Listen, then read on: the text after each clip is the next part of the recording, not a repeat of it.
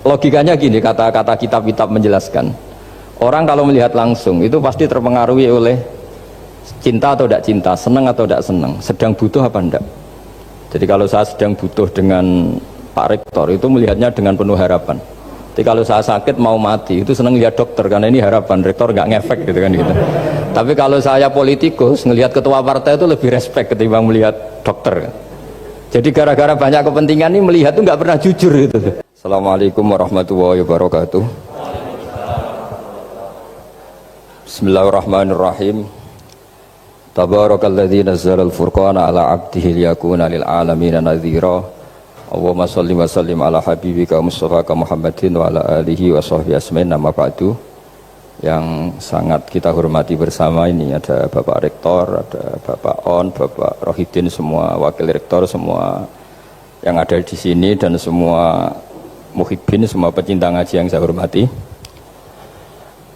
Meneruskan ngaji yang sempat tertunda sudah beberapa kali. Saya memang termasuk orang yang sangat menekuni ilmu seperti yang dikatakan Pak Fathul Wahid lagi. Dikatakan lagi berkali-kali bahwa memang penelitian itu saya berkali-kali bilang tidak harus orang-orang pinter banget sebetulnya, karena perangkat yang disediakan Allah ini juga menyediakan untuk orang-orang bodoh, dan itu hikmah terbesar dari Islam. Jadi Islam ini bisa difahami orang pinter juga oleh orang-orang yang nggak pinter. Saya punya kenangan tentang ilmu astronomi. Kita belajar falak itu jelimet, Pak Fathul Wahid, jelimet sekali. Ketika ada perdebatan misalnya awal Ramadan itu Ahad sama Senin, saya lagi misalnya Ahad, Minggu sama Senin. Karena kita ini di pesantren kalau bilang Minggu itu kadang dilarang, harus bilang Ahad. Apalagi kiainya Pak Fathul Wahid di Kudus, Kiai Torehan itu fanatik, itu nggak boleh orang bilang Minggu, harus bilang Ahad. Yang lucu itu ada seorang kiai yang sangat fanatik terhadap Islam, itu nggak mau kalendernya ditulis kenaikan wafat Isa Al-Masih, karena keyakinan umat Islam bukan Isa yang wafat tapi Sibeh Isa. Itu di kalender Kudus kan wafatnya dalam kurung Sibeh Isa ya, yang menyerupai Isa. Jadi saking fanatiknya tetap menulis sesuai keyakinan. Saya teruskan. Orang kadang bilang begini, cara orang yang tidak mendalami ilmu, sama-sama kiai, sama-sama ormas Islam kok beda awal Ramadan, sehingga jadi debat Ahad atau Minggu sama Senin. Saya punya mak-mak ya, kalau orang sepuh itu yang dulu ikut buyut saya, jadi saya ini generasi kelima, itu orang itu muammar, ditakdir umurnya panjang. Itu bilang gini, Gus, sebetulnya untuk tahu kalender yang benar mana itu gampang katanya, cari tanggal 15, nanti kelihatan siapa yang salah. Ternyata betul, kalau dihitung Ahad, nanti 15-nya misalnya jatuh hari apa, nanti kelihatan. Ternyata pas yang dikatakan 15 versi Ahad itu bulan belum purnama, purnamanya itu di versi mereka yang tanggal 16. Berarti bener mana? Yang Senin kan? Tapi yang versi Senin ternyata betul pas 15 pas purnama. Artinya apa? Allah menyediakan perangkat untuk menguji Senin apa Ahad dengan cara awam, yaitu nunggu tanggal 15. Artinya gini, kata siapa yang tahu itu hanya orang pinter gitu. Orang awam juga bisa tahu, karena agama ini milik bersama ya, milik orang pinter, milik yang tidak pinter. Sehingga dalam pola-pola Islam, di antara madhab Syadzili, madhab Thariqah Naqsyabandiyah, itu beliau di antara kampanyenya gini, kata Thariqah Naqsyabandiyah, Thariqah kami ini yastawi fistifadatiha ar-rijalu wasibyan. Popularitas Thariqah saya, mudahnya difahami ini, antara orang pinter yang sudah dewasa sama anak-anak kecil ini sama. Kenapa demikian? Kalau dalam filosofi kebenaran itu ada pepatah, fa innal haqqa adharu min syamsidz dhahirah. Kebenaran itu lebih jelas ketimbang matahari di siang hari. Sehingga mereka dengan mudahnya mensifati Allah misalnya adz-dzahir, zat yang begitu jelas. Kenapa Allah begitu jelas? Karena ulama dulu cara, kalau dalam bahasa pondok, mensifati, menstatuskan alam raya ini maujud. Maujud itu ada. Di mana-mana sesuatu yang ada itu ya diciptakan oleh yang ada. Masa Anda ada kok menciptakan yang ada? Sehingga mereka tidak pernah tertarik sama paham komunis, ateis bahwa alam ini dimulai dari ketiadaan. Pertanyaannya adalah bagaimana sesuatu yang tiada menyebabkan yang ada. Sehingga ulama dulu pinter, sifat wajib itu apa? Wujud. Karena alam raya ini kadung wujud, kadung maujudat, maka Allah harus wujud. Berhubung wujudnya Allah itu wujud penyebab, harus kodim atau harus awal. Masa penyebab datangnya terlambat dulu yang jadi efek dari penyebab itu. Sehingga mereka dengan gampangnya mensifati Allah az-zahir, zat yang begitu jelas. Sehingga Imam Sibaweh ahli nahwu itu juga mengenali Allah lewat teori nahwu. Beliau bilang Allah itu siapa? Allahu a'raful ma'arif, zat yang paling mudah dikenali. Nah sehingga tadi seperti yang dikatakan Pak Rektor, sebetulnya perangkat ilmu seperti tadi menemukan bulan itu diantaranya ditemukan kalau bulan tuh nggak rata itu ya lewat teori gambar, karena sekian jarak punya akibat sekian, punya misalnya kita melihat gunung kelihatannya indah padahal di situ ya ada lubangnya, ada pohon yang tertebang, ada pemandangan yang nggak indah, tapi gara-gara dilihat dari jauh semuanya indah. Maka disarankan orang yang baru gak suka istrinya terus melihat dari jauh, tinggal minggat lah kira-kira. Kalau ditinggal minggat 2 bulan itu mesti cinta lagi itu. Kan fungsinya baru kelihatan itu. Tapi kalau dekat terus tuh mesti sama neknya lah kira-kira gitu, sama mangkelnya itu. Sehingga itu ya dipakai teori juga dalam silaturahim. Di agama terkenal ada pepatah zuruhiban tasdad hubban. Jadi ya jangan sering ketemu, nanti kamu gampang cinta. Kalau sering ketemu ya gampang bosen lah kira-kira seperti itu. Nah, kemudian teori-teori awam ini dikembangkan. Yang awam, jadi dulu orang menemukan matahari itu besarnya kayak apa, rembulan besarnya seberapa, itu dilihat setiap kita melihat mobil itu jarak 1 kilo masih kelihatan sekian meter. Nanti kalau 2 kilo berkurang sekian senti, kalau 3 kilo berkurang sekian senti, terus dikalikan ya kira-kira seperti itu. Kalau rembulan masih kelihatan segede itu berarti kali sekian pengurangan tadi, terus ditemukan.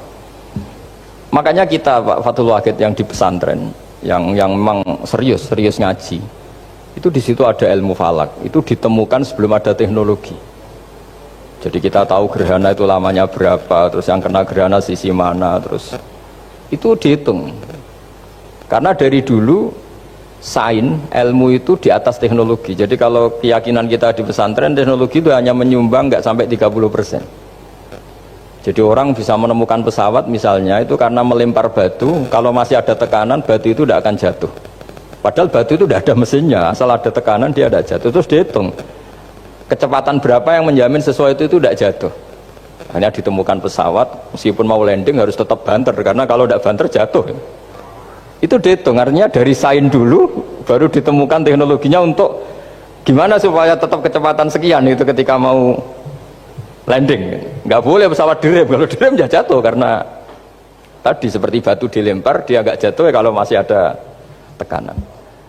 Sehingga instrumen itu ditemukan juga di bab tauhid.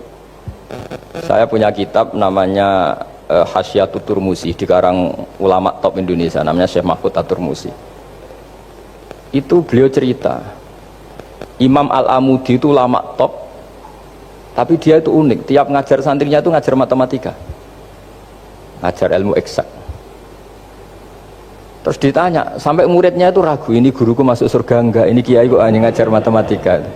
Ya kira-kira ngajar, ya seperti mahasiswa jenengan kan, ini rektor masuk surga enggak, ngomong teknik terus gitu loh. Tapi gurunya kayaknya enggak terima, disuudoni santrinya itu enggak terima, karena beliau seorang wali. Murid-muridnya itu bermimpi. Ini penting saya ceritakan, mungkin agak aneh di dunia kampus ya, di bab ini. Kalau dalam teori kita, Pak On itu, mimpi sama nyata, melihat itu otoritatif mimpi. Ini yang agak aneh di ilmu pesantren. Jadi melihat jenengan langsung dengan mimpi itu otoritatif mimpi.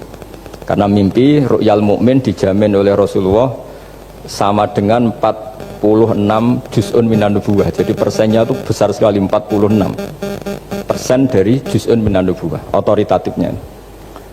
Nah tentu tidur yang benar. Logikanya gini, kata-kata kitab-kitab menjelaskan, orang kalau melihat langsung itu pasti terpengaruhi oleh cinta atau tidak cinta, senang atau tidak senang, sedang butuh apa enggak. Jadi kalau saya sedang butuh dengan Pak Rektor itu melihatnya dengan penuh harapan.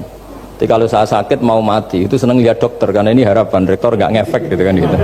Tapi kalau saya politikus ngelihat ketua partai itu lebih respect ketimbang melihat dokter.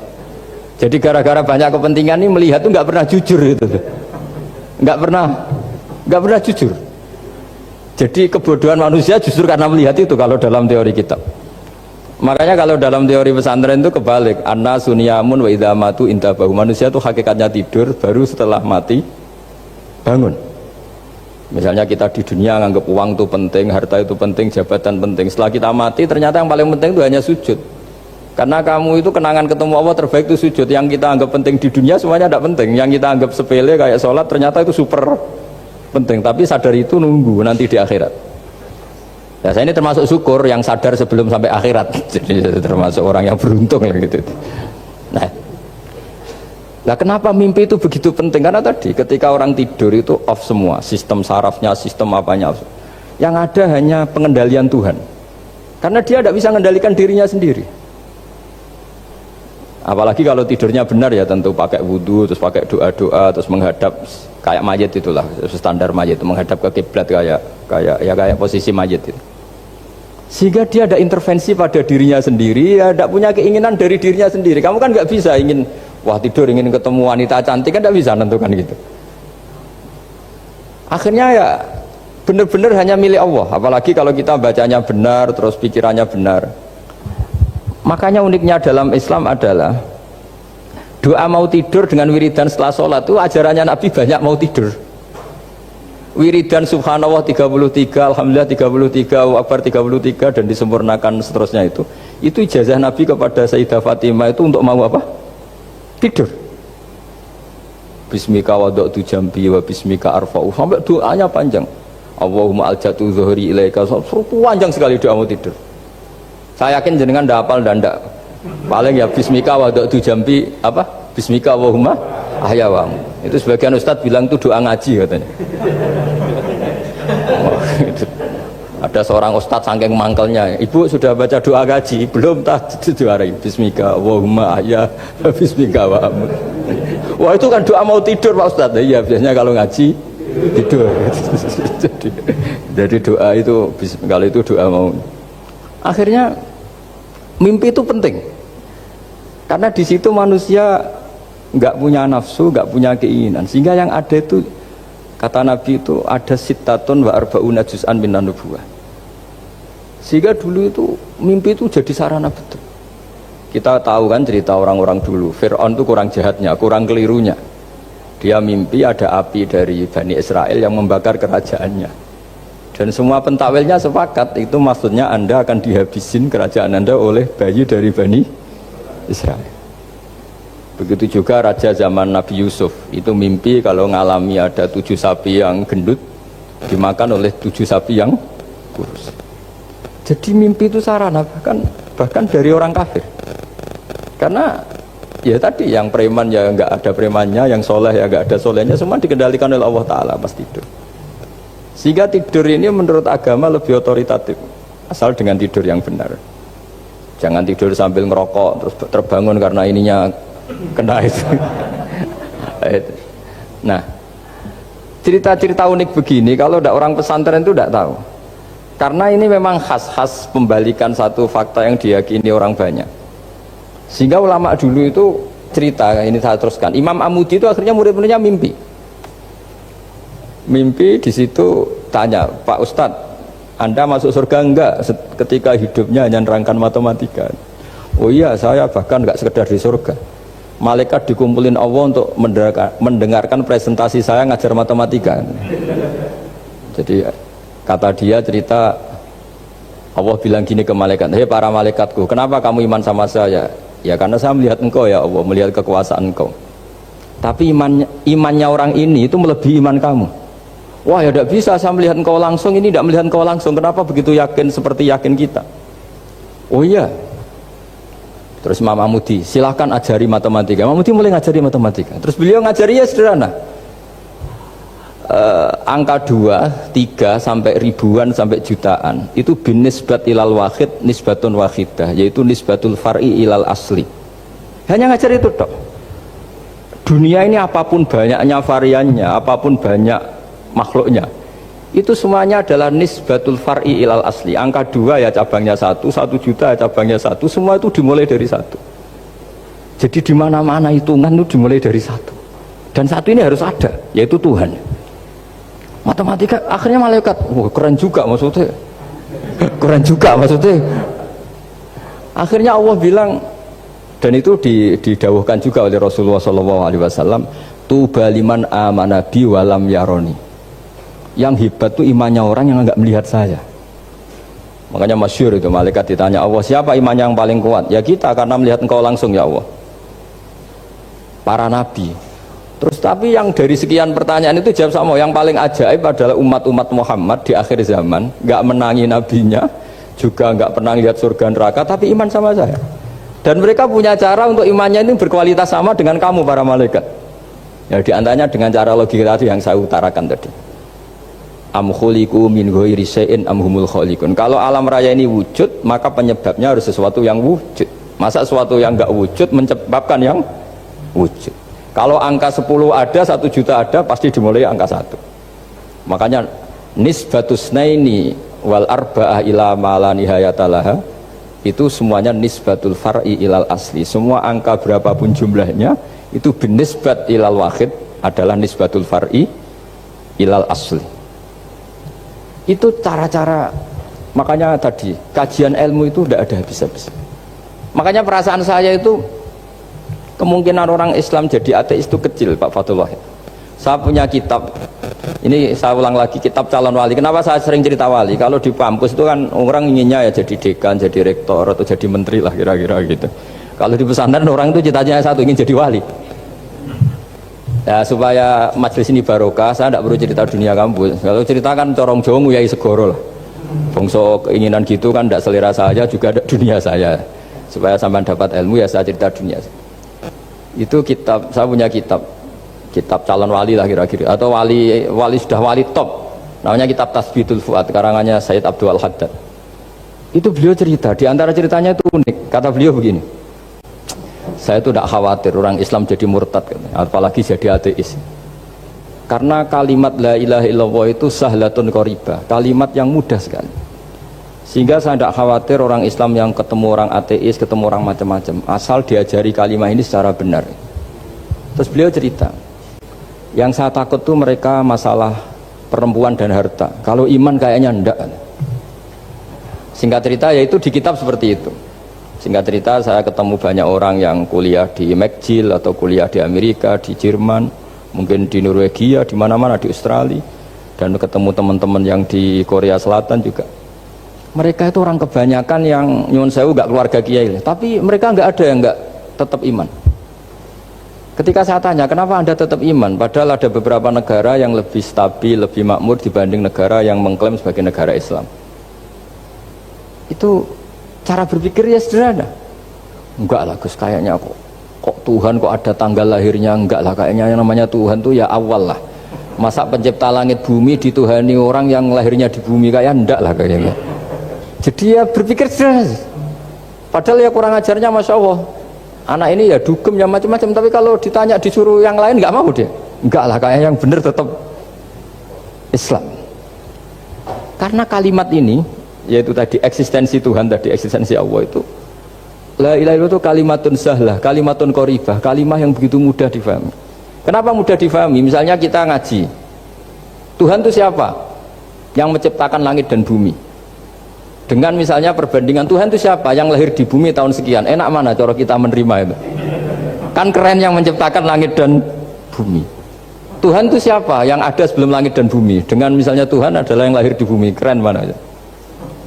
Nah, bayangkan kalau kita punya Tuhan Fir'aun, sudah mati jadi tontonan kan, terus gak keren maksudnya punya Tuhan kok seperti itu. Nah ini yang katanya Syekh Abdul Haddad, kalimat ini sahlatun qaribah. Sehingga kalimat ini pula yang kita dilatih, la ilaha illallah kalimatu haqqin 'alaiha nahya wa 'alaiha namut wa 'alaiha nub'ats atau wa biha nub'atsu insyaallah taala minal aminin. Nah, Saya sebetulnya tadi datang itu tidak ingin menjelaskan ini, tapi tadi kata Pak Fathul Wahid, ilmu itu kalau dikaji tambah hari tambah mudah, karena perangkat untuk menemukan bulan itu misalnya nggak rata itu gampang sekali. Pakai teori pemandangan ya bisa, pakai teori gambar juga bisa. Kalau teori pemandangan tadi, kalau kita bisa melihat mobil 2 meter masih kelihatan 2 meter, itu dengan jarak berapa masih orisinil seperti itu. Tambah jauh tambah tidak kelihatan, tambah jauh tambah. Nah ternyata setelah 5 kilo misalnya tidak kelihatan, berarti untuk jumlah 2 meter hilang per 5 kilo. Nah berarti kalau bulan masih kelihatan segitu, berarti jarak kita dan bulan kira-kira sekian ribu kilo. Itu bisa dihitung, itu tanpa teknologi. Makanya sebetulnya teknologi itu nyumbang itu nggak sampai 30%. Yang paling banyak ya sains tadi, pengetahuan itu yang kayak tadi orang menemukan pesawat, itu kontribusi terbesar tetap pengetahuan. Misalnya pesawat dari bahan ini kalau kecepatan sekian kena angin pecah enggak, tetap pengetahuan yang menopang itu. Teknologi kan paling mengantar supaya pesawat kecepatan sekian didorong mesin sekian dengan apa begitu. Nah pesantren seperti kita ya, saya ini dididik Mbah Mun, dididik bapak saya, buyut-buyut saya, kiai, itu sekali alim, yang alim betulan, itu ya alim betul. Ya karena memang yang repot nih yang agak-agak dukun itu ya ribet itu. Penting rambutnya gondrong, terus terkenal gak pernah mandi, terus nanti ada orang tertentu tertarik minta doa, ini yang ribet ini, susah ini sertifikasinya susah ini karena. Tapi kalau kita ini di pesantren yang coro sertifikasinya jelas. Jadi berani jadi Gus harus bisa baca Mu'in gitu, berani jadi Kiai harus bisa baca Wahab. Aturan mainnya jelas kalau di ini. Yang repot tuh yang sebagian itu aturan mainnya tidak jelas. Terus promosinya itu pernah datangi menteri loh, pernah datangi, wah ya ribet kalau ukuran keren tuh didatangi apa? Menteri atau pejabat. Saya teruskan ya, karena ilmu itu harus menyelamatkan kita sampai di depan Allah Subhanahu wa Ta'ala. Nah, ketika kita menyifati Allah itu az-zahir, zat yang begitu jelas, itu kalau kita kan kok begitu jelas padahal nggak bisa dilihat, terus kita sendiri tidak pernah melihat. Tapi eksistensi Tuhan sebagai Tuhan, yaitu al-wajibil wujud, itu jelas sekali, karena nggak mungkin suatu yang wujud diciptakan oleh yang tidak wujud. Kenapa harus awal? Masa pencipta datangnya terlambat? Terus juga harus bakok itu abadi atau al-akhir kalau dalam bahasa Quran. Masa zat yang superior kemudian kalah sama yang diciptakan? Berarti nanti ada kekuatan besar yang mengalahkan Tuhan. Ya kan ya aneh, kekuatan ini dalam kendalinya kemudian Allah kalah kan tidak mungkin. Makanya disebut al-akhir, Allah pasti tidak ada yang mengalahkan. Terus diantaranya lagi disebut qiyamuhu binafsihi, kalau dalam bahasa Quran disebut al-qayyum, zat yang berdiri sendiri. Nggak boleh Tuhan butuh yang lain. Kalau butuh yang lain berarti bergantung pada yang lain, dan nggak usah jadi Tuhan lah kalau masih butuh yang lain. Sehingga karena kekuatan ini, saya ulang lagi, karena kekuatan ini, ketika anak-anak mahasiswa kuliah di Jerman atau di Swiss, di negara-negara yang lebih bahagia ketimbang negara yang mayoritas Muslim, itu mungkin mereka tertarik sama sistem negara itu karena ada jaminan sosial ini, tapi nggak pernah tertarik sama Tuhannya negara itu, karena dihitung-hitung tadi Tuhannya mesti keren kita gitu. Jadi, nah ini cerita ke saya Abdul Haddad, kata saya Abdul Haddad, kamu udah usah khawatir lah umat Islam murtad atau jadi ateis gitu, karena penjelasan tauhid Islam itu begitu jelas. Jadi by design manusia itu pasti nerima tauhid kira-kira gitu. Jadi ini pentingnya adz-dzahir. Jadi Allah itu begitu apa? Jelas. Tapi Allah juga mensifati dirinya al-batin. Nah, al-batin itu gak mudah dikenali. Kenapa? Karena tubuh kita desainnya ini profan, tubuh kita tidak sempurna, rentan. Nah, tentu sesuatu yang tidak sempurna ini tidak bisa melihat zat yang super apa? Sempurna. Kita bisa rusak sementara Allah tidak. Nah karena alasannya tubuh kita ini didesain untuk rusak, maka di surga itu keyakinan para ulama orang bisa melihat Allah karena desain tubuhnya sudah dirubah dari desain profan menjadi keabadian, sehingga di sini terus ada kelayakan melihat. Itu pun tetap min ghairi kaifin walan hisorin, tetap ya bisa melihat, tapi corong Jawa itu keceluk melihat tapi tidak sampai faham, karena bagaimanapun Allah itu la tudrikul absar wa huwa yudrikul absar. Bagaimanapun Allah itu laisa kamitslihi syai'un, tidak ada padanannya. Jadi makanya Allah punya sisi adz-dzahir bisa dikenali sekali. Kenapa? Ya tadi nisbatus naini wal arba'ah ila ma la nihayata laha, itu nisbatul far'i ilal asli. Saya punya kitab Pak Fathul Wahid, diajar Mbah Mun dulu, kitab Al-Husnul Hamidiyah. Itu yang ngarang itu ya kayak kelihatan ngawur, tapi ngawurnya orang alim. Jadi di situ ada gambar, gambarnya itu nggak jelas. Mungkin pengarangnya juga nggak bisa gambar kayaknya. Wah bulat, benang bulat ada, gambar gunung ada, gambar yang tambah ngawur ya banyak sekali. Gambarnya itu nggak ada yang jelas. Tapi dari nggak jelas itu beliau bilang gini, gambar yang bulat ini, yang nggak jelas ini, tetap kamu punya rumus kan? Itu dimulai dari satu titik. Mau gambar gedung tingkat 5, mau gambar hutan ada harimaunya, tetap dimulai dari satu titik. Ya alam raya ya seperti itu, mau ada Mars, cek mau ada Jupiter, kayak tetap dimulai dari situ titik. Nah ini namanya nuqtatul wujud, titik kewujudan, yaitu Allah Subhanahu wa Ta'ala. Sehingga ketika kita ngaji, ketika di pesantren dulu, penjelasannya adalah Al-Quran maknanya dipadatkan di Fatihah, Fatihah dipadatkan di Bismillah, katanya Bismillah dipadatkan di titiknya ba. Nah titik ba ini dianggap titik awal wujud, bi kana makana wa bi yakunu mayakun. Kira-kira Allah mentitahkan karena saya semuanya yang ada, dan karena saya yang mau ada bisa saya adakan. Nah, itu sirinya lah. Jadi menerangkan tauhid itu pakai gambar. Gambarnya keliru sekali lah kalau dalam orang seni mesti lihat gak seni itu. Karena dia gak butuh gambarnya, butuh mau menjelaskan buat dunia sebanyak ini, buat alam raya sebanyak ini tetap dimulai dari satu titik. Nah, sehingga di sini ada tauhid, qul huwallahu ahad, Allahus samad, tak seterusnya. Nah saya mohon lewat penjelasan ini ya, baik orang yang ahli teknik maupun ahli medis, ahli apa saja, tolong latihlah memberi penjelasan yang mudah sehingga agama ini mudah dicerna. Sehingga kalau ini dijelaskan cara mudah beragama itu jadi gampang. Makanya ciri utama agamanya orang-orang baik itu satu, man radiya billahi robba. Radiya itu seneng banget. Kenapa seneng banget? Karena memang agama ini nyaman, indah. Jadi datang dengan kebenaran yang mudah dicerna. Coba kalau agama ini datang dengan cara misalnya gini, kamu harus menuhankan ini, dan kita tahu itu lahirnya di bumi, kan ada yang ganjel. Kok Tuhan sama buminya dulu, buminya ini gimana ini? Kan pusing. Bu Anda profesor nggak bisa jawab itu. Tapi kalau Tuhan itu adalah yang ada sebelum langit dan bumi, kan ya iyalah, masa Tuhan terlambat datangnya, kan terus enak itu menerimanya itu. Makanya diantara kekalahan Fir'aun berdebat, ya Nabi Musa ya Nabi lah, juga proses ya. Nabi Musa ketika ditanya Fir'aun, wama Rabbul Alamin, Tuhan kamu itu siapa? Jawabnya Nabi Musa, Rabbus samawati wal ardi, yang menuhani langit dan bumi. Itu Fir'aun masih bisa ngeles. Saya jalan-jalan kemana-mana, yang dituhankan saya, berarti yang Tuhan ya saya dong. Ma'alim tulakum min ilahin apa? Ghairi, kata Fir'aun. Soal Tuhan kamu di langit, begini kata Fir'aun. Haman dipanggil, Haman bikinkan piramida yang paling tinggi, saya ingin melihat Tuhannya Musa. Musa bingung kan, padahal kalau naik piramida nanti Fir'aun pun tidak bisa melihat Allah kan. Wong yang Nabi yang kiai aja gak bisa melihat, apalagi Fir'aun. Padahal celakanya ketika dia tidak melihat Allah, dia akan mengatakan Allah itu tidak ada, ribet kan. Itu penjelasan tentang Tuhan ini sebetulnya sudah absolut lah. Rabbus samawati wal ardi, Tuhannya langit dan bumi. Tapi itu gak ngefek, di perdebatan gak ngefek. Yang ngefek adalah ketika Musa bilang gini, Rabbukum wa rabbu abaikumul awwalin, sing nuhani buyutem. Wah kaget pengawal-pengawalnya langsung do iman meskipun secara siron, secara rahasia. Iya, nah, Quran pangeran berarti buyutnya rada pangeran. Kan pangerannya putu nih, berarti buyutnya wah ribet kan. Ya kalau Fir'aun Tuhan, bapaknya tambah Tuhan kan, mbahnya buyutnya. Akhirnya kata pengawal Quran, geblek tenan Fir'aun. Artinya apa? Kadang argumentasi yang sudah benar, yaitu Tuhannya langit dan bumi kan ya benar lah.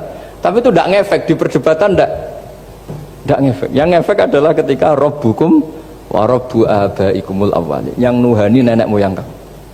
Orang mulai mikir kalau Fir'aun itu Tuhan, lalu nenek moyangnya Tuhannya siapa? Jadi ini seninya, makanya diantara syarat Nabi, jadi Nabi itu sidik, amanat, tabligh, fatona. Fatona itu ada kecerdasan. Dulu Nabi ya sering dibully, jangan kira Nabi itu nggak sering dibully, sering juga Pak Rektor. Jadi ada unta itu kena kudis. Kudis itu ya jenis penyakit menular lah. Nabi dengan teori tawakalnya, Nabi itu punya dua teori, kadang pakai teori tawakalnya, kadang pakai teori preventif. Makanya Nabi pernah ngendikan kalau ada penyakit menular di situ, kamu jangan di situ. Itu pakai teori preventif. Tapi kadang Nabi pakai teori tawakal. Nabi menghentikan la adwa wala tiarotan, tidak ada penyakit menular. Terus orang-orang yang ya usil lah kira-kira gitu, ada unta kena kudis dijejerkan yang waras. Ternyata yang waras ikut kudisen lah, ikut sakit. Senang orang ini. Ya Rasulullah, ini saya jejerkan, ternyata yang nggak tertular jadi tertular. Padahal engkau bilang nggak ada penyakit menular. Nabi jawabnya lucu. Faman a'dal awwalah, kalau yang pertama ini tertular siapa? Dia dikira Nabi itu kalah karena melihat unta yang kedua. Ternyata Nabi enggak, ketika dipanggil ya Rasulullah ini unta agak gudikan, tak jejerkan yang kudisen, ternyata ikut kudisen. Berarti penyakit itu menular. Tapi Nabi jawabannya faman a'dal awwal, lalu yang kena penyakit pertama tertular oleh siapa? Wah itu asli dari Allah. Ya maksud saya seperti itu kata. Nah itu yang dikatakan fatona. Jadi Nabi itu harus punya sifat apa? Fatona. Karena dengan kecerdasan itu Nabi bisa berargumentasi. Kayak tadi, ketika Fir'aun dikatakan Allah yang menuhani langit dan bumi, Fir'aun masih mengklaim dia Tuhan. Karena di mana-mana dia dituhankan. Tapi ketika diingatkan bahwa kamu anak seorang manusia, punya bapak, punya kakek, punya buyut, punya canggah kalau bahasa Jawa. Lalu kalau kamu yang Tuhan dan Tuhan dimulai Anda, lalu mbah-mbah kamu Tuhannya siapa? Gak bisa jawab kan? Akhirnya banyak punggawa yang saat itu iman. Jadi iman itu bisa menghunjam kepada siapa saja, termasuk yang orang-orang topnya Fir'aun. Sehingga ketika Fir'aun rapat Musa harus dibunuh besok, tangkap besok, sebagian mereka itu membocorkan informasi itu, datang ke Musa, tadi malam kita ikut rapat, keputusannya Anda dibunuh, maka larilah kamu. Itu barokahnya iman. Artinya ya karena logika Musa lebih masuk akal, ya mereka lebih percaya sama Musa. Tapi gara-gara profesi ya tetap kerja, dan yang mulai ribet tuh ya mulai ribet jadi makanya kamu jangan tanya kaifa hukmul mukmin sing yukhfi imanahu, bagaimana hukumnya orang mukmin yang menyembunyikan imannya demi aman. Ya tidak usah kamu jawab. Kalau kamu jawab boleh, ini kok kayak pecundang. Kalau kamu jawab haram, pernah terjadi itu. Wa qala rajulun mu'minum min ali fir'auna yaktumu imana. Ini khazanah ya. Jadi saya mohon mengkaji Islam itu harus dengan sisi-sisi yang bisa difahami orang pinter juga orang bodoh. Kata Imam Ghazali banyak itu. Karena hadatin itu harus difahami orang pinter juga orang bodoh. Terus contoh yang paling populer tentu sering saya utarakan masalah iddah. Iddahnya orang terceraikan itu 3 kali masa suci. Kalau menurut Abu Hanifah 3 kali masa haid. Orang pinter tahulah kalau perempuan sedang haid, menstruasi pasti sedang tidak hamil. Sehingga kalau dia sudah haid 3 kali ada kepastian tidak hamil. Kalau tidak hamil artinya apa? Nggak ada sperma dari zaut awal, suami pertama yang jadi anak dia. Padahal tujuan iddah adalah nanti kalau di hubungan suami istri sama suami kedua jelas anaknya suami kedua. Tapi kalau andai kan tidak ada iddah kan, malam hubungan suami istri, pagi bentrok cerai, terus kawin, kumpul suami istri lagi, terus nanti anaknya itu anaknya siapa? Kan nggak jelas. Kalau sampean bisa klaim lewat DNA juga mungkin secara ilmu objektif Pak Rektor, masalahnya juga bisa disuap kan? Saya sering dibantah orang-orang itu. Wah Gus, DNA itu otoritatif karena gini-gini, nggak mungkin, bohong kamu. Ya DNA-nya nggak bohong, pegawainya bisa disuap kan? Kayak nggak tahu manusia apa nggak tahu Indonesia, nggak tahu terus. Itu yang sensitif itu, yang mulai wilayah sensitif itu. Nggak tahu manusia apa kayak nggak tahu Indonesia. Manusia aja ya sudah. Berarti Anda sangat nasionalis. Jadi ribet kan? Maka dianjurkan ada iddah. Dengan iddah selesai berarti benar-benar perempuan ini baru atur rohmi, rahimnya steril dari unsur mani zaut awal. Dan kalau 3 kali masa suci itu artinya apa? Kira-kira 3 bulan. Kira-kira ya. Wal mutallaqatu yatarabbasna bi anfusina salah satu apa? Huru. Pertanyaannya kalau 3 bulan, andai kan tidak pakai teori ilmiah, menstruasi itu sudah teori ilmiah. Ada yang tanya ke saya, Gus kenapa harus sampai 3 kali, padahal menstruasi pertama pasti sudah ada hamil. Saya jawab, menstruasi pertama itu namanya keluar darah. nggak ada jaminan kalau itu haid, bisa saja keluar darah karena kaget, karena kecelakaan, karena apa. Sehingga kalau misalnya perempuan diceraikan, Gus saya sudah haid, yang jamin kalau itu haid siapa? Maksudnya keluar darah dengan makna tidak hamil. Bisa saja keluar darah kali ini faktor kaget ya, atau faktor kecelakaan. Tapi kalau sampai 3 bulan karena per bulan haid sekali, itu meskipun haidnya keliru, haid keliru itu misalnya sebetulnya itu nggak darah haid tapi darah penyakit istiqatoh, kan tetap kelihatan. Masa 3 bulan nggak bleeding Joro Jawa, kan mesti bentuknya tubuh sudah rubah. Artinya kata ulama-ulama, agama ini nggak bisa hanya mengacu ilmu. Kalau mengacu ilmu haid sekali sudah cukup. Tapi kenapa harus 3 kali? Karena 3 kali orang awam tahu semua kalau itu sedang hamil atau tidak hamil. 3 bulan dari dicerai kan kelihatan kalau hamil ya, bentuk tubuhnya sudah rubah. Kalau enggak, intinya agama ini harus agama yang mudah difahami orang pinter, juga difahami orang yang tidak pinter. Kayak tadi bulan tadi, saya juga gak ngira kalau orang goblok jadi pinter itu. Jadi ini cerita ya, jadi supaya kita meskipun di lembaga kampus, di lembaga modern, jangan lupa tradisi-tradisi kebodohan ya diabadikan lah kira-kira itu, karena bodoh itu kadang ya penting. Makanya kalau cerita di dunia wali itu kaca, Anda boleh gak nerima cerita ini, tapi Anda harus percaya kalau kekuasaan Allah itu tidak terbatas. Kenapa orang Madura begitu mencintai kiai? Sebetulnya niatnya ya agak baik, tapi ya baik, nggak baik tapi baik. Ada santri itu Madura, dia saking percaya sama kiai itu ya khidmah, bikin teh, masakan kiai, mijitin kiai, pokoknya waktunya diberikan semua untuk kiai. Dan dia nggak pernah ikut ujian, apalagi ujian kelulusan disertasi dokter nggak pernah dia. Kalau sekolah nggak pernah ikut ujian. Sudah ya saya ridho jadi orang bodoh, sementing ikut jenengan. Suatu saat orang ini mati, kiainya tuh pusing, waduh mati.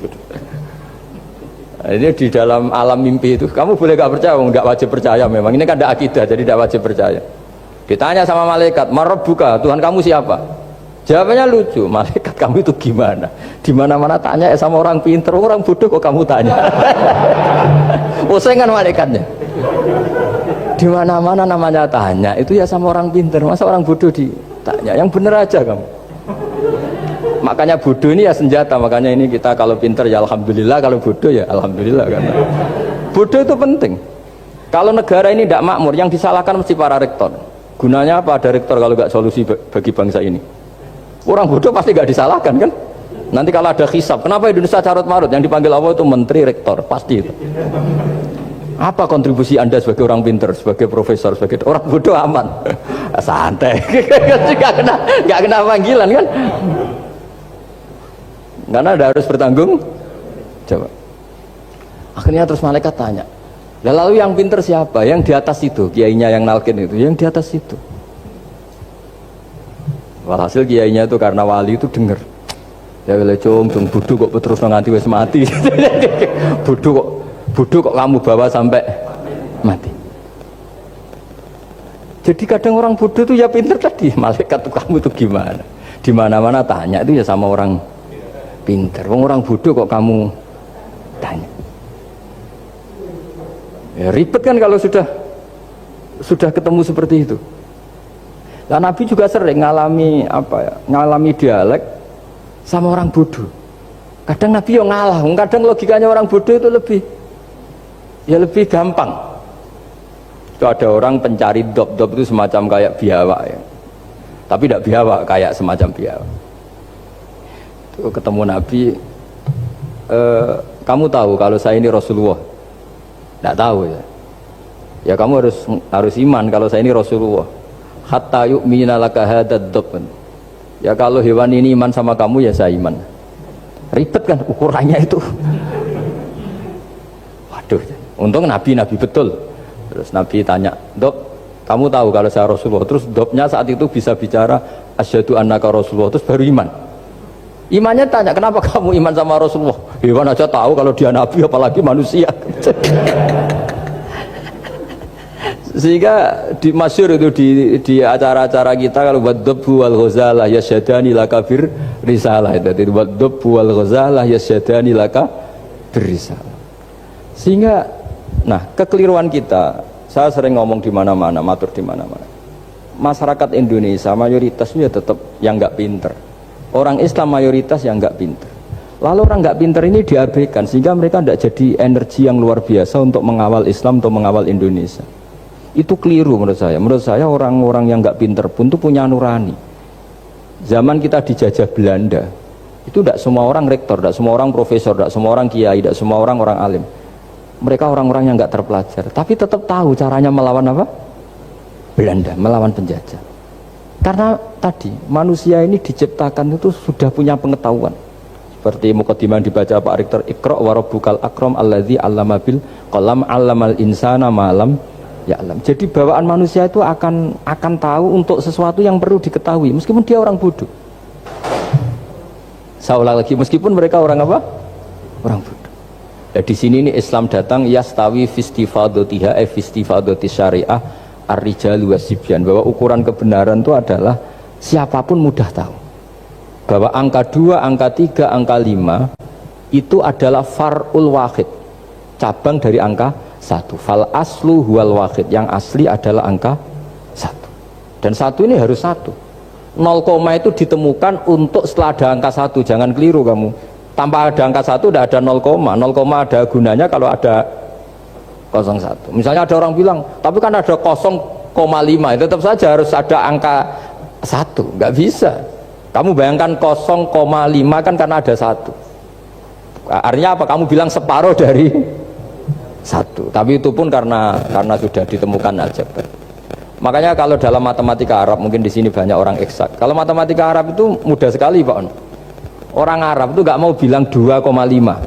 Misalnya zakatnya tijarah itu 2,5. Itu kan kalau kita zaman SD kan garap porogapit. Itu orang Arab nggak mau. Saya pernah cepet-cepetan garap matematika, yang ahli matematika sama saya itu cepet saya. Karena saya pakai matematika bodoh. Justru itu gampang. Kalau orang Arab cara berpikir gini, kalau bilang 2,5 itu rubu'ul usur. Apa? Rubu'ul usur. Dari rubu'ul usur gini, 1/4 dari 1/10. Jadi misalnya 100 1/10-nya berapa? 10. Setelah 10 1/4-nya berapa? 2,5. Jadi bertahap, rubu'ul usur. Sehingga misalnya gitu, 1 juta kan angkanya nolnya kan 6. Kalau kamu porogapit 2,5 kan kuweselan nggih porogapit. Kalau orang Arab gampang, 1 juta 1/10-nya berapa? 100. 1/4-nya 25. Berarti 2,5-nya 1 juta 25.000. Orang Arab bilangnya rubu'ul usur, 1/4 dari 1/10. Jadi di 1/10-kan dulu baru di 1/4. Jadi lebih cepat. Sampai pakarnya tanya, Gus kok bisa gini? Wah, aku anak kiai ngawur ya. Saya ini, makanya banyak orang pesantren itu pintar matematika. Sebetulnya matematika yang model, ya sebenarnya kayak agak model bodoh itu. Tapi itu gampang, orang awam gampang. Kalau kita kan enggak, misalnya zakatnya zuru, zakatnya tanaman itu 1/10 atau 1/20. Kalau orang Arab enggak mau 1/10 atau 1/20. Berarti kalau 100 ton atau 100 pintal berarti berapa? 10 atau 5 kan? 1/10-nya 100 berapa? 10. Kalau 1/20-nya 5. Kalau hitung-hitungan di fikih zakat orang modern kan 1/10 atau 1/20. Kalau orang Arab nggak mau bilang gitu. Zakatnya zuru itu al-usur 1/10. Berarti per 100 ton misalnya 10. Atau nisful usur, separuh dari 1/10. Jadi nggak mau bilang 1/20. Usur atau nisful usur. Gampang mana coba? Ya kan, usurnya kan 10. Kalau nisful usur 5 atau 1/20. Daripada gawe porogapit, seruat. Jadi kita ini yang kelihatan goblok matematikanya ya pinter juga gitu. Meskipun ya tetap goblok karena ada nekuni gitu. Sehingga di pondok itu ya dulu diajarkan faraid, falak itu ya gampang sekali karena memang hitungan Arab gitu. Kalau bilang 2/3 itu sulusan ya apa? Jadi 6. 2/3-nya 6 berapa?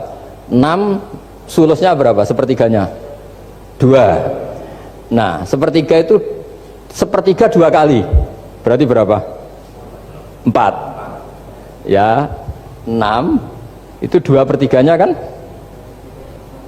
Pokoknya bahasa Arabnya sulusan. Kalau orang terjemahnya berapa? Kalau orang 2 kali sepertiga, Pak. 2/3. Sulusan itu 2/3. Nah, itu kalau orang Arab bilang nggak 2/3, sulusani. Sepertiga 2 kali. Jadi 6 di sepertiga dulu 2. Nah 2 itu 2 kali. Berarti berapa? 4. Jadi itu. Nah Quran itu ya kira-kira gitu. Jadi kelihatannya goblok, tapi itu pinter gitu.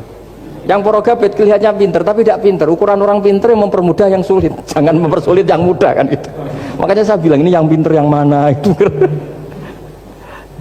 Nah, saya kembali lagi ke tadi. Jadi agama ini datang dengan sebegitu mudah. Sampai matematika yang katanya sulit, itu matematika Islam itu mudah sekali karena tadi. Misalnya kalau 1 miliar zakatnya 2,5% berapa? Kan pusing kan? Tapi kalau kamu pakai teori rubul usur 1 miliar, usurnya 100 juta, seperempatnya 25 juta, berarti per 1 miliar. Gampang mana coba sama ngomong itu? Nanti ada yang nyeleduk, gampang kalkulator Gus. Ya ribet lagi kan kalau kalkulatornya pas hilang. Atau pas dipakai anaknya belajar daring, ribet kan HP-nya.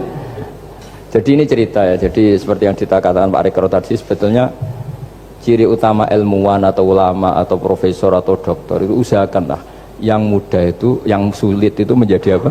Mudah. Yuridu wa bikumul yusra wa la yuridu bikumul usra. Sehingga kata Imam Alamudi, dia menjadi wali besar itu justru karena belajar tauhid.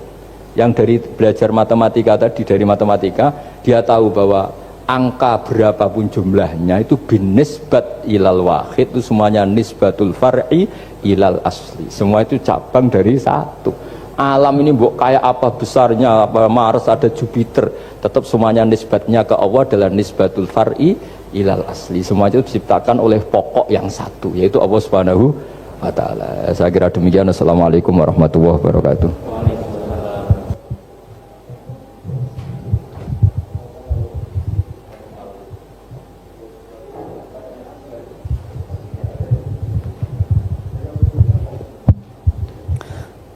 Assalamualaikum warahmatullahi wabarakatuh. Mohon berkenan Gus, saya mau bertanya karena saya bodoh akan bertanya kepada yang pintar ini biar nggak disalahkan. Mana ya, langsung ke pertanyaan, lebih penting mana antara pintar dengan cerdas? Karena ada anekdot Madura itu ya. Karena orang Madura kan terkenal anekdotnya ya. Pada suatu saat di sekolah SD itu ada upacara, kemudian ada di anekdot itu ada menteri yang menanyakan kepada salah satu guru bahwa tiang bendera ini berapa tingginya. Oleh seorang guru itu manggil murid untuk naik ke tiang bendera itu untuk mengukur tingginya tiang bendera itu. Kemudian sama seorang pejabat itu ditegur, kenapa susah-susah dinaikin tiang bendera itu? Enggak ditidurkan aja biar tidak mengundang bahaya. Dijawab oleh seorang guru tadi,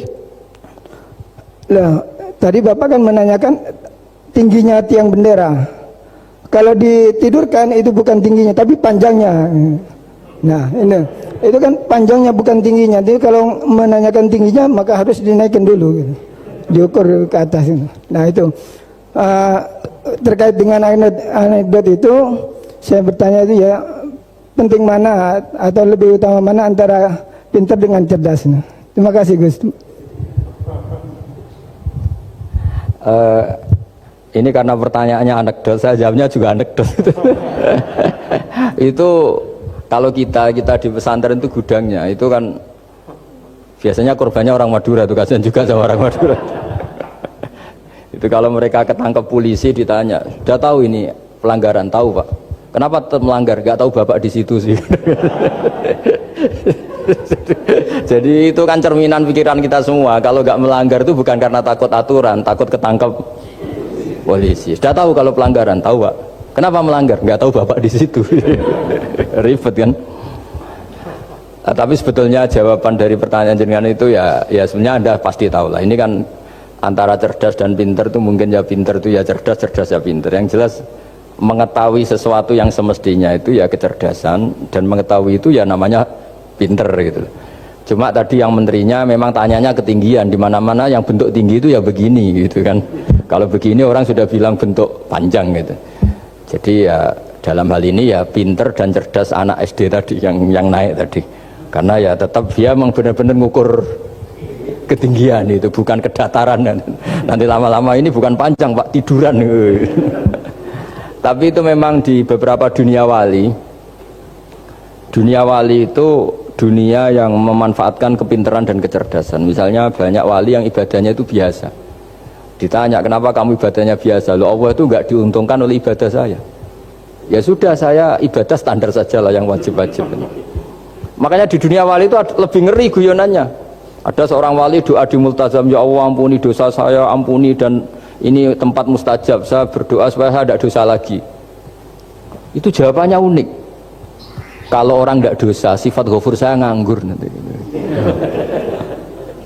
Jadi saya ini ghafur itu pemaaf. Kalau nggak ada yang salah, lalu ini gimana ini? Nggak ada objeknya lah kira-kira gitu itu. Jadi hubungan wali dengan Tuhan dulu itu ya asik, karena ya memang agama ini datang dengan keasikan. Makanya disebut halawatal iman. Halawah itu nyaman, indah. Makanya Nabi itu kalau mensifati sholat, wa qurratu aini fi sholat, nyaman saya ketika sholat, karena Allah itu jamil, Allah itu indah, sehingga ya nyaman. Loh, saya itu kalau mikir mati itu Pak Rektor itu ya takut kadang-kadang, wah dikubur terus ditinggalkan gitu, ribet kan. Tapi kalau setelah saya ngenangen, dulu ketika saya janin di perut ibu ya nggak tahu cara hidup, ternyata saya hidup dengan cara yang saya nggak tahu. Wong bisnis agak bisa, kerja agak bisa.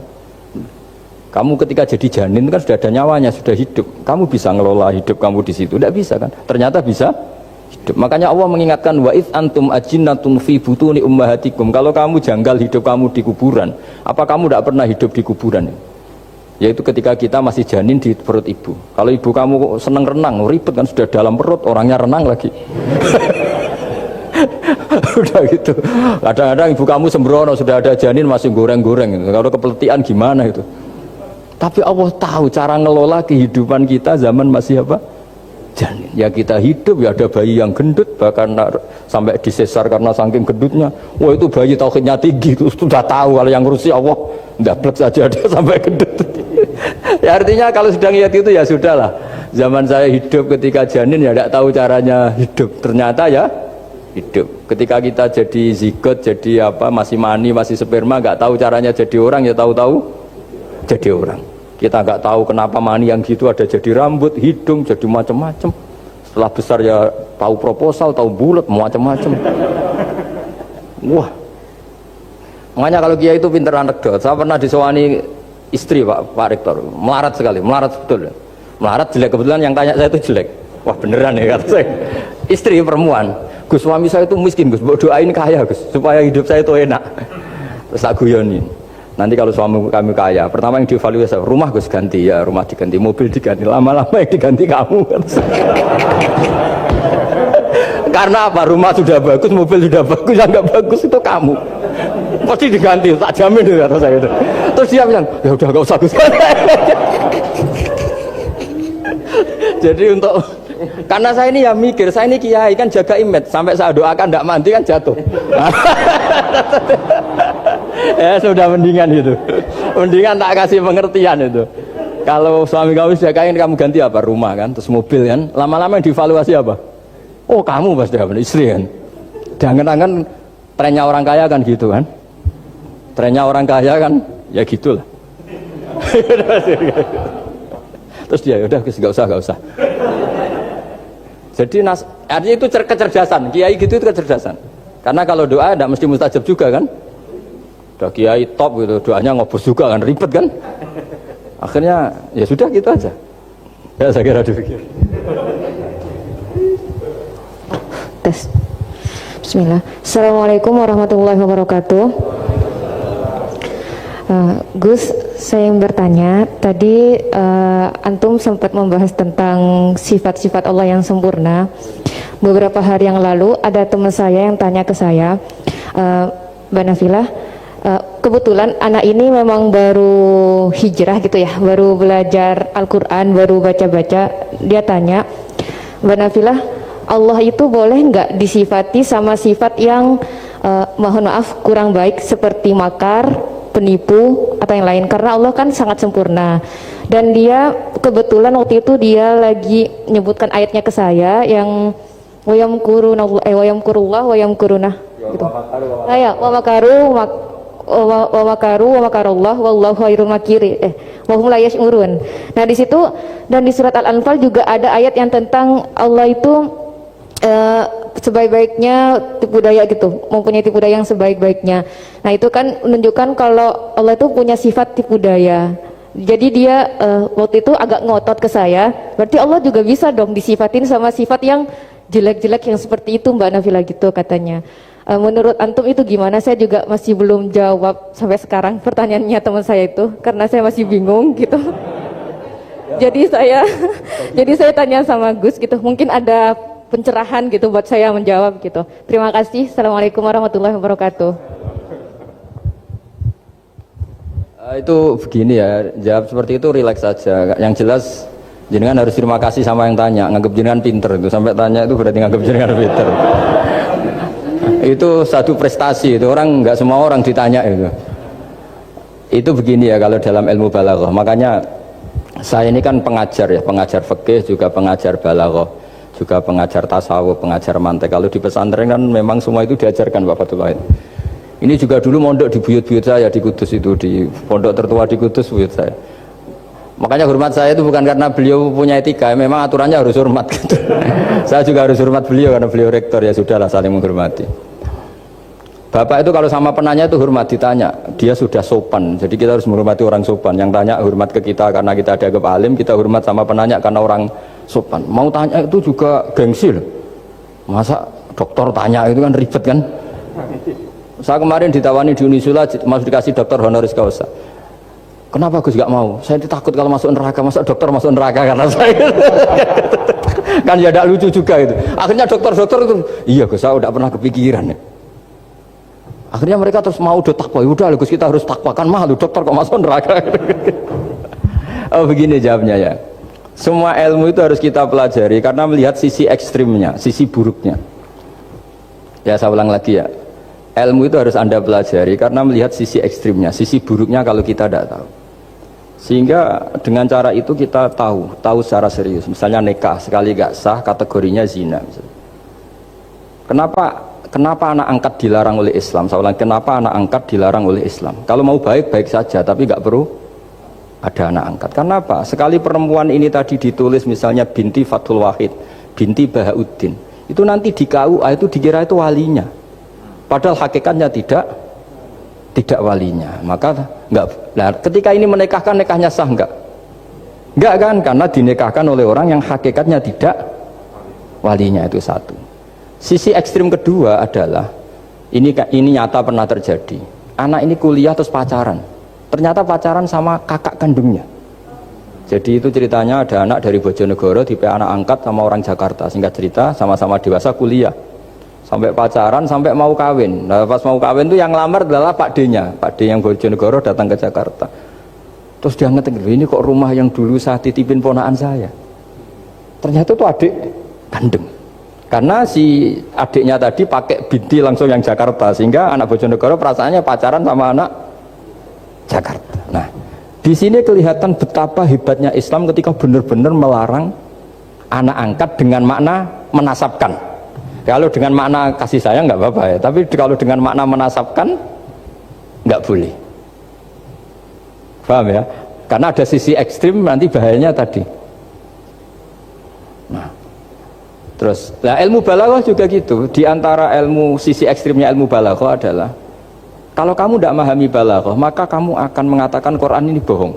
Karena kamu tidak tahu tasbih itu apa. Terus misalnya gini, Allah memaklumatkan di Quran bahwa orang kafir itu sumum bukmun umyun. Sumun artinya itu budak, apa ketuli. Bukmun artinya bisu. Umyun artinya buta. Itu kalau kamu nggak ngerti balaghah, maka faktanya apa? Ternyata orang kafir tidak tuli, tidak bisu, tidak buta. Tapi kalau kamu ngerti balaghah akan tahu ini tasbih yang baligh, perumpamaan yang sempurna, kesusastraan. Jadi kalau orang muji Nabi itu nggak boleh bilang anta kasamsi, itu kurang keren. Kamu ibarat matahari, kurang keren. Kafnya dibuang, anta samsun, anta badrun. Kamu matahari, kamu rembulan. Nah, kalau orang sedang pacaran itu kalau bilang kamu ibarat bunga, itu kurang keren. Wah, kamu ya bunga saya itu kan, terus keren kayak. Nah, itu balaghah. Nah, di antara balaghah itu ada namanya wal ityan bil kalimah lil musyakalah.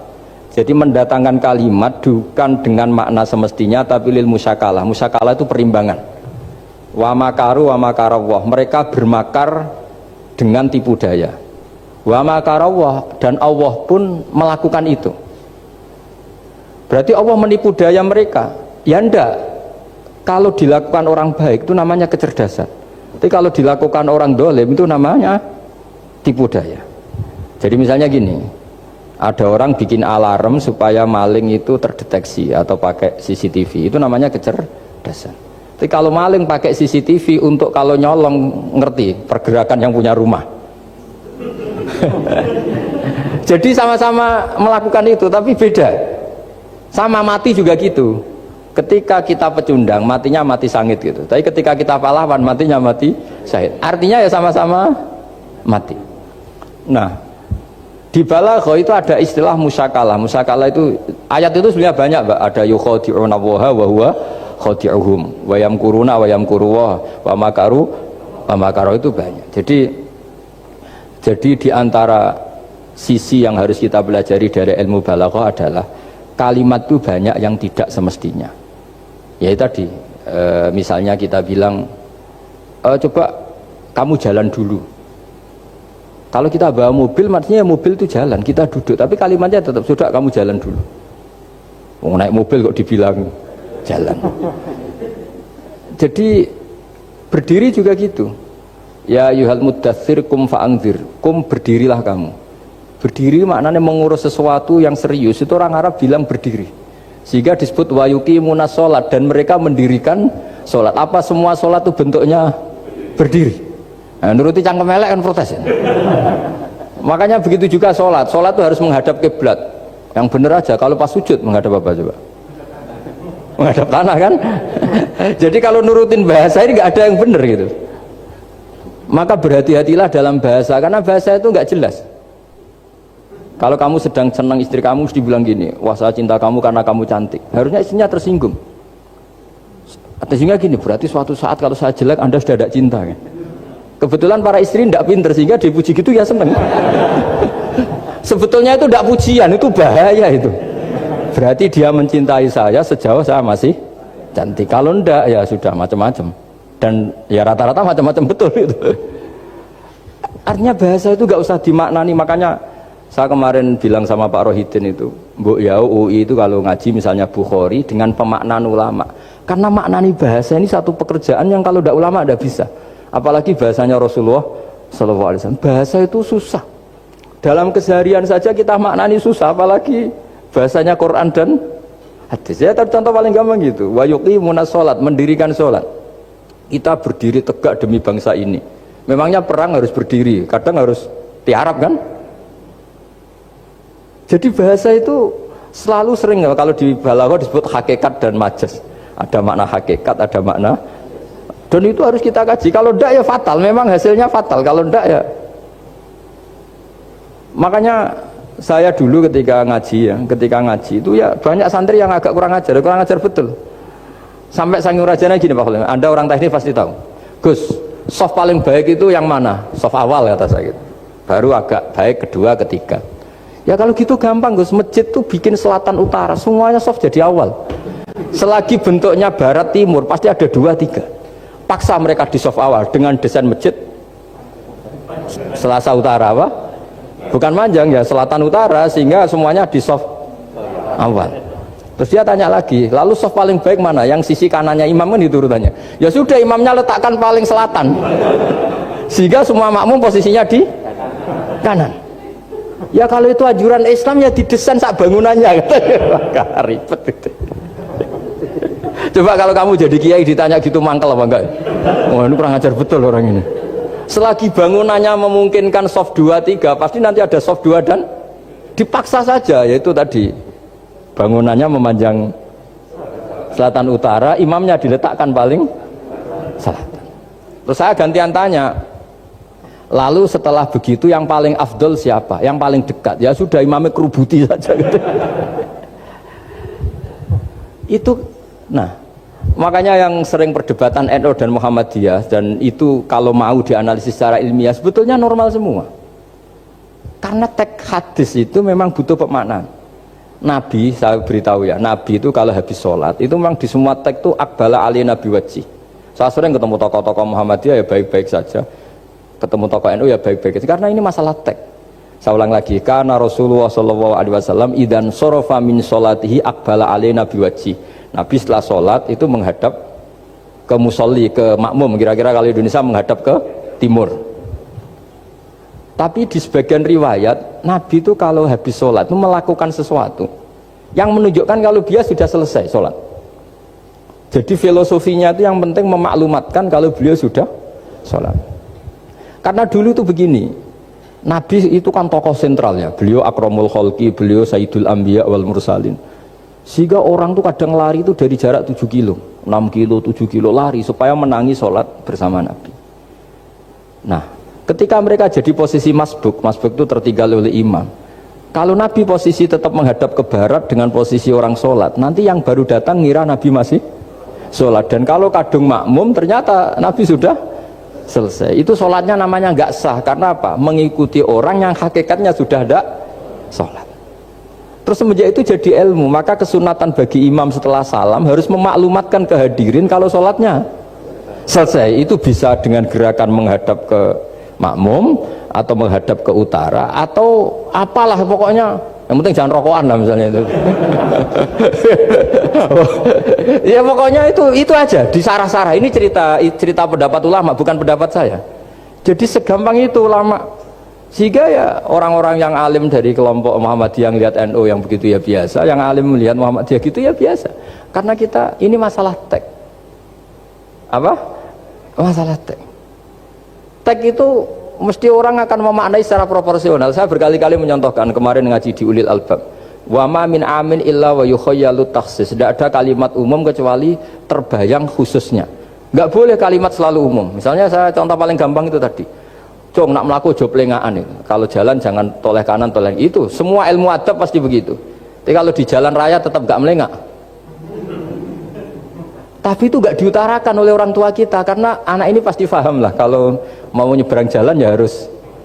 Tapi kalau kita nasihati kan tetap, Cung kalau jalan-jalan jangan lihat kanan, lihat kiri, jangan. Tapi hakikatnya sama. Cung kowe nak sholat sing anteng tuh kan enggak gerak. Wah ya gak sah lah, tahu gak rukuk gak sujud, anteng aja. Ada ini cerita, jadi kalimat itu sesuatu yang pemaknanya itu pasti proporsional gitu. Kalau kamu sholat dinasihati gimana? Sing anteng. Ya sholat kalau anteng sah gak kira-kira? Gak sah kan berarti gak rukuk gak sujud kan anteng aja dia. Ya sama, saya berkali-kali nyontohkan istri kamu kalau sedang baik dengan kamu, sudahlah Pak, kamu ingin apa saja tak dukung, bilangnya apa saja. Tapi kamu jawab, saya ingin poligami. Wah, perkara itu. Padahal bilangnya apa saja. Maksudnya kecuali itu kan gitu. Ya makanya ini cerita ya. Quran itu ada sekian kalimat yang maknanya itu proporsional. Seperti wa makaru. Jadi misalnya gini ya, contoh paling gampang yang populer. Nabi di Gua Thur. Gua Thur itu ya gua Arab ya. Kedalamannya enggak banget dalam. Terus Allah merekayasa itu dengan cara ada laba-laba yang masang jaringnya di situ, terus ada burung dara yang di situ. Itu ya disebut makruh, rekayasa Tuhan. Tapi orang pasti sepakat itu namanya kecerdasan. Karena orang kafir yang mengklaim dirinya cerdas, dirinya terlatih, dirinya ahli mendeteksi musuh, ternyata hanya ditipu seperti itu, nggak tahu. Nah karena ini pekerjaan kesalehan disebut kecerdasan. Apa disebut? Tapi andaikan sebaliknya, nyuwun sewu, ada orang lari dari kejahatan terus merekayasa seperti itu disebut rekayasa karena bentuknya kejahatan. Jadi ada sesuatu yang sama tapi ketika dilakukan orang soleh itu baik karena nanti itu disebut kecerdasan. Kalau dilakukan orang dolim itu buruk karena itu disebut rekayasa. Ya kira-kira seperti itu. Baik, mohon izin satu lagi Ustaz dari komentar YouTube dari Bapak Kristiano Sulistianto. Gus, bagaimana dengan orang bodoh yang dijadikan sebagai pemimpin? Bagaimana dengan pertanggungjawabannya? Sekian Ustaz.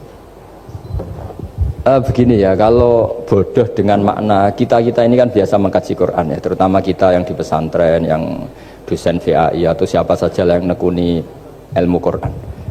Ada sisi manusia itu punya sifat permanen yang oleh Allah disebut wa kanal insanu dzaluman jahula. Manusia itu banget bodohnya kata Allah. Sudah banget bodohnya, banget dolimnya. Sehingga kita bilang bodoh itu sebetulnya bukan ngenyek ya. Ya memang manusia mau tidak mau harus bodoh lah. Teorinya gampang, yang perlu diketahui itu kan banyak. Toh kita harus dititipi ilmu hanya sedikit. Dari yang banyak tahu sedikit itu namanya apa coba? Bodoh kan? Jadi sifat bodoh itu tidak perlu kita hindari banget.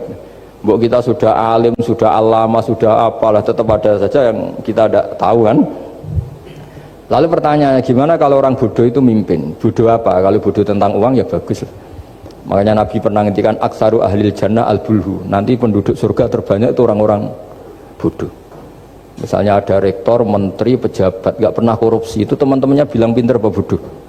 Teman yang kroni itu bilang apa? Bodoh kan, punya kesempatan, tidak diambil, itu namanya bodoh. Tapi kalau malaikat bilang ini pinter gitu, karena bisa mengendalikan apa? Nafsu.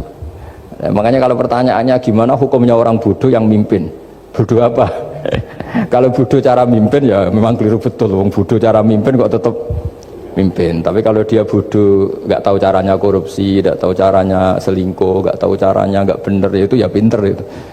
Karena Nabi itu yang unik kadang muji itu aksaru ahlil jannah al-bulhu, masyhur hadis itu. Kebanyakan penduduk surga itu orang-orang bodoh. Sampai Mbah Mun tuh kalau guyon ya lebih guyon dibanding jenengan. Kata Mbah Mun gini, aku itu saake suar wargane wong-wong bodoh, saake kenaan malaikat.